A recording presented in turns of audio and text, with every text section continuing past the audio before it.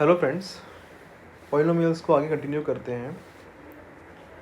आज के लेक्चर में हम लोग पॉलिनोमियल्स का फैक्टराइजेशन कैसे करते हैं वो सीखेंगे। So let's start.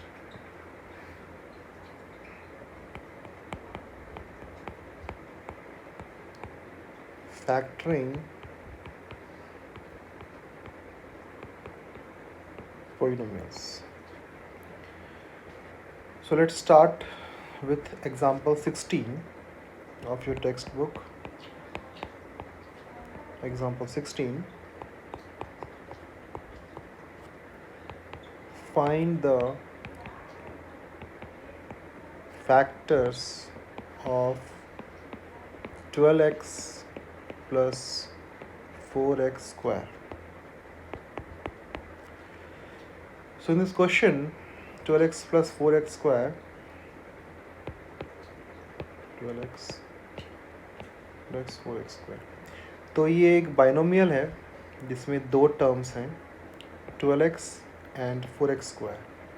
तो पहले इंडिविजुअली 12x और 4x स्क्वायर को इंडिविजुअली पहले फैक्टराइज किया करते हैं, और 12x को अगर फैक्टराइज करें तो ये हो जाता है 2 into 2 into 3 into x plus 4x square को फैक्टराइज करें तो ये हो जाएगा 2 into 2 into x into x. 2 2s are 4, 4 3s are 12, 12 into x is 12x, 2 2s are 4, 4 into x is 4x, 4x into x is 4x square. So after that यहाँ पे 2 और 2 दो 2, यहाँ पे भी दो 2 कॉमन है, यहाँ पर एक x और यहाँ पर एक x कॉमन है। सो यहाँ से मैं दोनों ही टर्म से 4x को कॉमन ले सकता हूँ। तो अगर मैं 4x को कॉमन ले लूँ बाहर तो ब्रैकेट के अंदर में क्या रहेगा 3x पहले टर्म से, पहला टर्म से रहेगा ओनली 3 प्लस दूसरे टर्म से कॉमन रहेगा ओनली x। सो 4x under bracket 3 plus x। तो यहाँ पर इस polynomial 12x plus 4x square के दो फैक्टर्स हैं।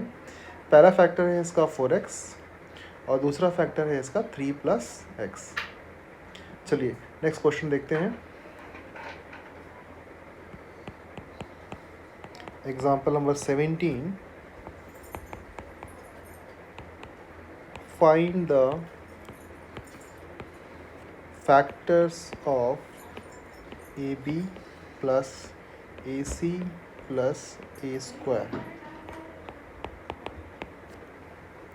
So AB plus AC plus A square. So ये एक ट्राइनोमियल है जिसमें तीन टर्म्स हैं, तो इनको इंडिविजुअली पहले फैक्टर्स के रूप में लिख लेते हैं।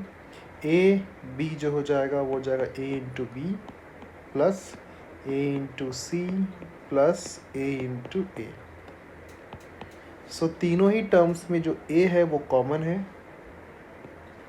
अगर मैं ए को कॉमन ले लूँ बाहर ब्रैकेट के, तो ब्रैकेट के अंदर में रह जाएगा पहला टर्म से B plus C plus A. So जब हम लोगों ने फैक्टराइज किया A B plus A C plus A square को, तो इसके दो फैक्टर्स बने। पहला फैक्टर बन गया हमारा a और दूसरा फैक्टर बन गया हमारा b plus C plus A.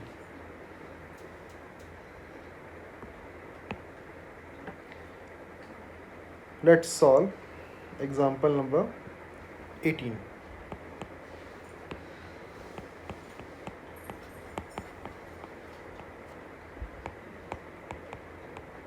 Find the factors of 2x cube plus 4x।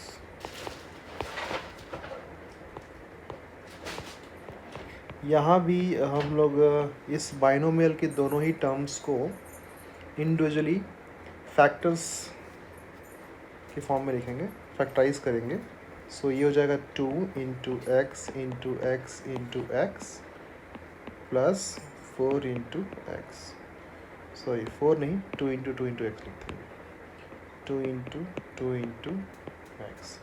So 2 into x into x into x is 2x cube. 2 into x is equals to 4x. Now यहाँ पर एक 2 और यहाँ पर एक 2 कॉमन है, यहाँ पे एक x और यहाँ पे एक x कॉमन है. दूसरा 2 जो यहाँ पर दिया हुआ है 4x के साथ में, ये इसका कॉमन निकलता. सो 2 और x, सो कॉमन क्या हो जाएगा हमारा 2x, ब्रैकेट के अंदर में रहेगा x स्क्वायर पहले टर्म से, और यहाँ रहेगा 2 प्लस 2. तो जब हम लोगों ने फैक्टराइज किया 2x क्यूब प्लस 4x को, तो इसके दो फैक्टर्स मिलते हैं हमें. पहला फैक्टर है 2x और दूसरा फैक्टर है x square plus 2. This is the factor number 1 and this is the factor number 2. So there are two factors of 2x cube plus 4x.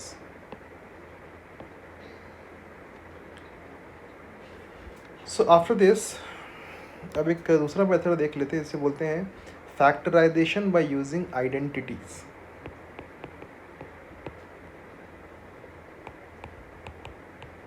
Factorization of polynomials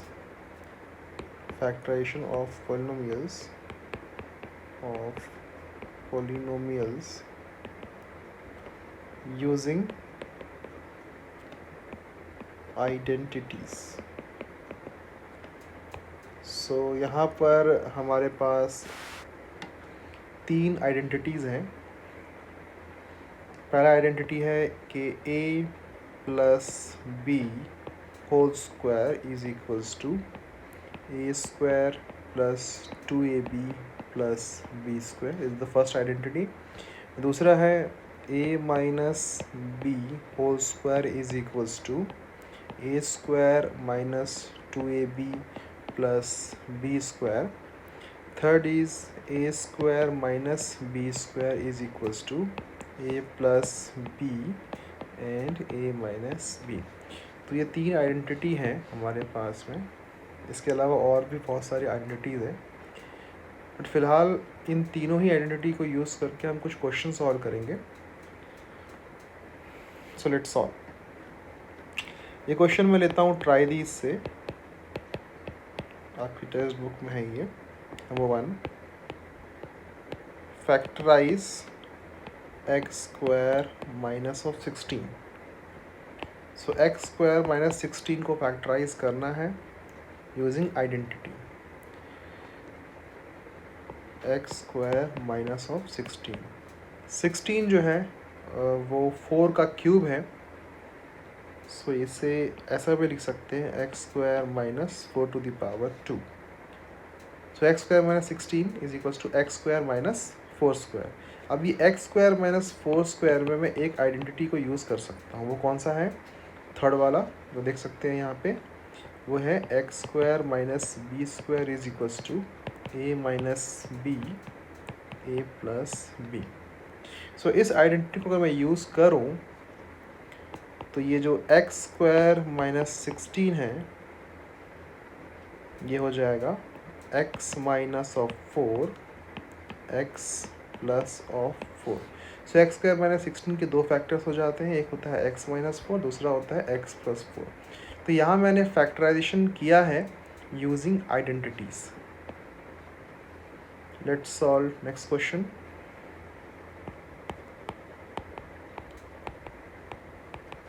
factorise 4x square minus 20x plus 25. ये question भी आपके try these से हैं text book में.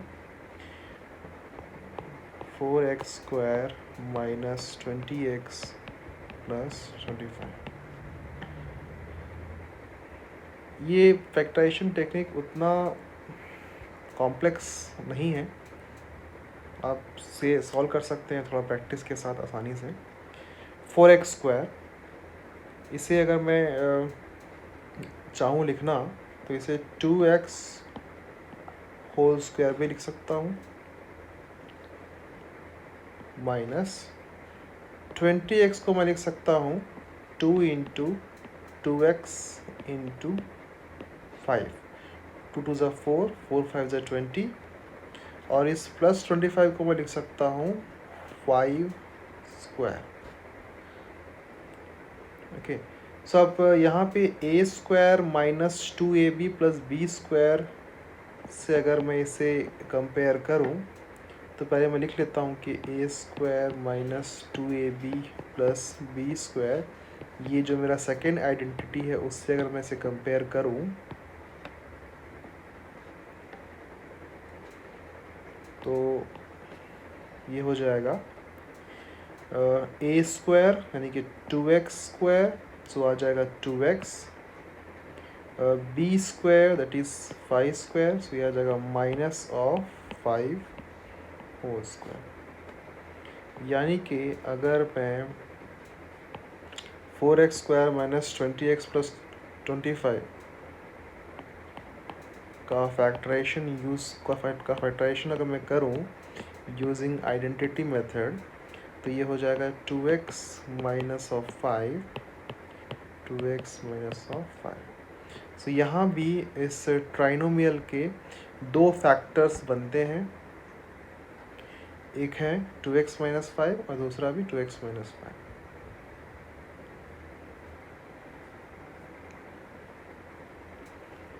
Okay, so let's move on to the next topic. Find factors specifying the middle term. Finding factors by splitting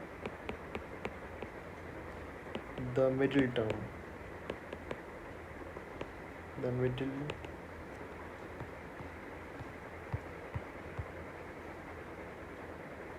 Splitting the middle term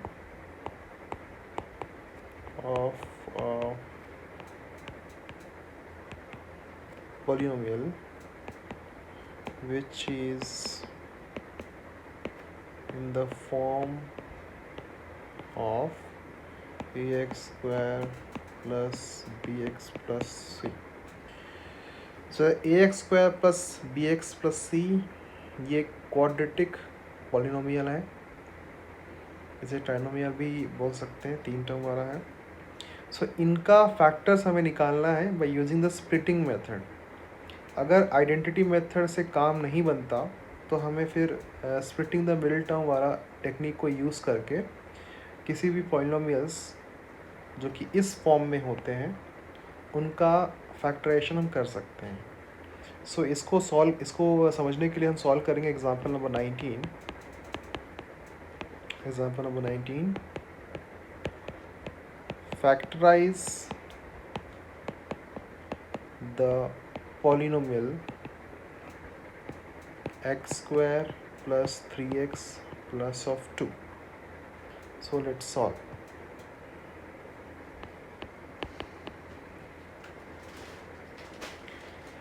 सबसे पहले इस polynomial x square plus 3x plus 2 को हम compare करेंगे एक general polynomial के साथ। On comparing polynomial x square plus 3x plus 2 with ax square plus bx plus c। सो अगर मैं x square plus 3x plus 2 को मैं कंपेयर करूँ ax square plus bx plus c से, then what is the value of a here? a हो जाएगा यहाँ पे 1, a जो है वो x स्क्वायर का कोफिशिएंट है, सो यहाँ पे a है, so a is equals to 1। b जो है वो x का कोफिशिएंट है तो ये हो जाएगा 3, c एक कांस्टेंट है जो कि हो जाएगा 2। सो ए बी सी मुझे मिल चुका है। अब इस ए बी सी से मैं क्या करूँगा? पहले मैं मल्टीप्लाई करूँगा ए और सी को। Here A into C is equals to 1 into 2 which is 2। अब इस 1 इंटू 2 जो 2 है इसको मैं कितने और तरीके से मल्टीप्लाई करके लिख सकता हूँ? कितनी पॉसिबिलिटीज़ मेरे पास में है? एक पॉसिबिलिटीज़ है कि 1 को डायरेक्टली मैं 2 से मल्टीप्लाई कर लूँ। दूसरी पॉसिबिलिटी है कि मैं -1 को मल्टीप्लाई करूँ -2 से। सो वह -1 is multiplied with -2, the result is also 2। And when 1 is multiplied with 2 the result is also 2। तो दो पॉसिबिलिटीज़ है, कोई तीसरी पॉसिबिलिटीज़ तो नहीं है। अब b जो है, b की वैल्यू है 3। अब मुझे इन दोनों पॉसिबिलिटी में किसी एक पॉसिबिलिटी को यूज़ करना है, और मुझे उस पॉसिबिलिटी को यूज़ करना है जिससे मुझे मिल जाए 3। तो अगर मैं 1 इंटू 2 को ऐड करूं तो 1 प्लस 2 मुझे मिल जाता है 3, पहली पॉसिबिलिटी से। दूसरा अगर मैं यूज़ करूं -1 प्लस ऑफ -2, इन दोनों को ऐड करूं तो मुझे मिल जाता है -3, जो कि मुझे नहीं चाहिए क्योंकि b की वैल्यू +3 है, +3 है, और यहाँ पे मुझे मिल रहा है -3। 3 मुझे चाहिए लेकिन वो भी +3, -3 नहीं। तो पहला जो पॉसिबिलिटी है 1 इंटू 2, इसी को यूज़ करके मुझे 1 प्लस 2 करने से 3 मिलता है। तो मैं लिखूँगा which means that 1 into 2 is the only correct factorization of 2 where sum is 3, which is equal to b। So 1 into 2 जो है वो करेक्ट फैक्टराइजेशन होता है क्योंकि 1 प्लस 2 होने से हमें 3 मिलता है जो कि b के इक्वल है। अब आगे देखते हैं। आगे जो मेरा पॉलिनोमियल था x² + 3x + 2, यहाँ पर मैं x² को एज इट इज़ लिखूँगा। जो b फैक्टर है, जो x का कोफिशिएंट 3 है, वहाँ मैं लिखूँगा 1 + 2 इंटू एक्स, कि 1 + 2 मुझे कहाँ से मिला, जस्ट यहाँ से 1 + 2 प्लस जो ये 2 है इसे मैं लिखूँगा 1 इंटू 2। ये 1 इंटू 2 कहाँ से मिला मुझे, जस्ट यहाँ से। तो 1 इंटू 2 बन जाएगा मेरा c,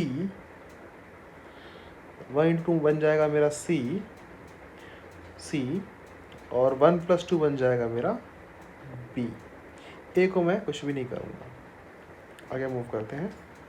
अब इस ब्रैकेट को ओपन कर लेते हैं, तो ये x² प्लस हो जाएगा 1 into x plus 2 into x plus 1 into 2।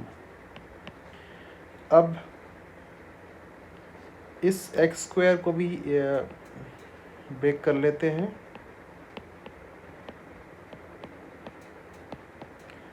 अब जो मेरा ट्राइनोमियल था वो अब हो चुका है क्वाड्रोनोमियल, यानी कि 4 टर्म हो चुके हैं।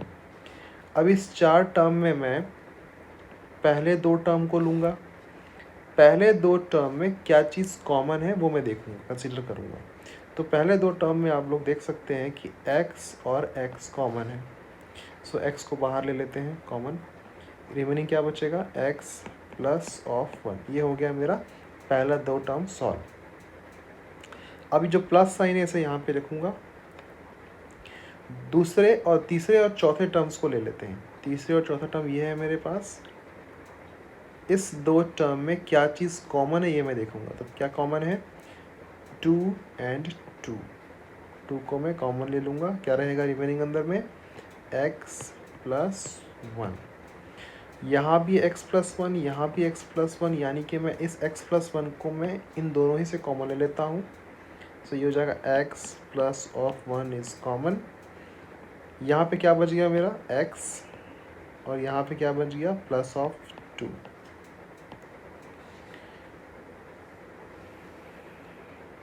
पहली बार है तो आप लोग को समझने में थोड़ी दिक्कत हो रही होगी, बट ये प्रैक्टिस से बहुत सिंपल लगने लगेगा आप लोग को। Okay, so x² plus 3x plus 2 is equals to x plus 1 and x plus 2। So जब एक्स स्क्वायर प्लस 3x+2 को मैंने फैक्टराइज किया using splitting the middle term method से, तो मेरे दो फैक्टर्स बनते हैं, एक होता है x+1 और एक होता है x+2। वैसे भी जब भी किसी क्वाड्रेटिक पॉलिनोमियल को हम सॉल्व करेंगे या फैक्टराइज करेंगे तो उसके दो ही फैक्टर्स बनेंगे, तीन नहीं बनेगा। ऑलवेज टू फैक्टर्स ही बनेंगे किसी भी क्वाड्रेटिक पॉलिनोमियल के, क्वाड्रेटिक इक्वेशन के। हमेशा वो हम देखेंगे आगे एक्सरसाइज में कि क्वाड्रेटिक इक्वेशन को जब सॉल्व करने से कितने रूट्स बनते हैं, दो ही रूट्स मिलते हैं। So thank you friends.